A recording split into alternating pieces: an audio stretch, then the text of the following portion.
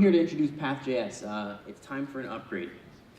I've been to pretty much every demo camp thus far, and I've noticed that I would say 80 or 90% of demos require some sort of web front end, and both of the ones today have a web interface.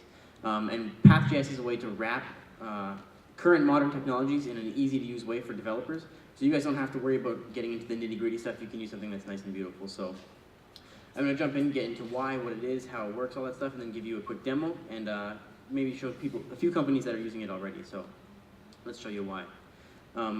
So first of all, for your users, if you use this, the thing is a speed demon. Your application is going to seem faster, more responsive. You're not going to have to worry about it being sluggish. And PathJS makes it really easy to add effects and transitions and stuff like that, so you get a lot of eye candy. And the main benefit is it makes your website feel like a web application. That's the one problem with things today, is we're using the web, which isn't just for sites anymore. It's not like GeoCities in 1998. You're using applications. If you think about Gmail or GitHub or any of these kind of sites, it's not just for viewing content, it's for creating content. So it'll make your site feel like an application. For you as the developer or the company owner, you're going to save on bandwidth, as I'll show you later. With less data transfer going across the wire, you save money. And PathJS is completely compatible all the way back until Internet Explorer 7 and works most of the time in IE6, but no guarantees. It's also in active development. I'm right now the primary and pretty much the only developer. There's been a few pull requests on GitHub. But if you have a cool idea or you have a cool feature, feel free to shoot me a line, and if it's good, I'll add it to the project. So, how does it work? All right, first things I'm going to do is I'm going to give you a quick example via the GitHub page. So, PathJS pretty much wraps something called the HTML5 push state, which allows you to make it look like the browser is changing URLs, but it's not actually happening. So if I look in the HTML5 basics page here, keep an eye up here on the URL bar. You're going to notice that this is going to change, but I'm not actually leaving the page. So if I click users, it goes to /users. Nothing changed. We're still in the same HTML file. About, contact. It's always changing, but we're still on the same page. This makes it really easy to add transitions, so you can make it seem like your page is changing, and you can add jQuery fade effects, you can add new tools, whatever you want to do, throw it in there, and it's going to look fantastic.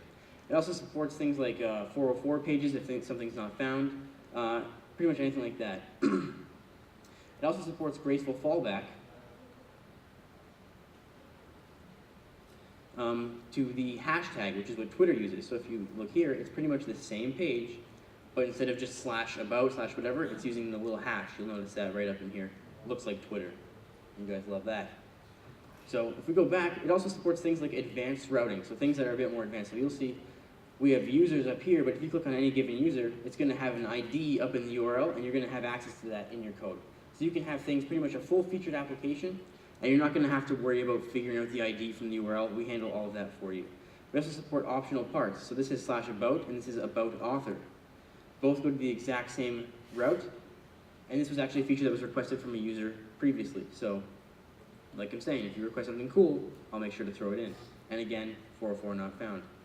And to give you an example, what we've been looking at thus far is this. This is just a website. So you'll see PHP files in here, nothing crazy happening. I've got Firebug open, so I can run some code in here. So I've written a function called fancy to make things fancy, which will start everything up on here. So instead of being a website anymore, you now have one application. I've got some slow transitions in here to make it fade, but that is exactly 16 lines of code to make that happen. So really easy to use, really easy. A few benefits are it has absolutely zero dependencies. You can include the file, and you can go right away. It doesn't require jQuery, doesn't require anything, just easy to use. Second is it's fully tested, so there's a test suite you can get on the GitHub page. That makes sure that whenever I update it, it doesn't break, and I don't break your websites when you try to use the latest version. So that's that. And one other thing is, you're probably wondering why use this, who's using this already? One of the things to keep in mind is there's a lot of people already using this. If you think of any of these applications, which you may have heard of, I'm not sure, Twitter, Facebook, Gmail, GitHub, and the entire Gawker suite of websites are all using the HTML5 push state or the hashtag API. And that's what PathJS wraps for you, so you don't have to worry about writing your own. All of these companies wrote their own. I decided that's not good enough for the average developer. We shouldn't have to go through all that sludge to get to the end of the rainbow. I wrote this so you don't have to do it. It's easy to use. It's lightning fast. And that's 5 minutes. Any questions?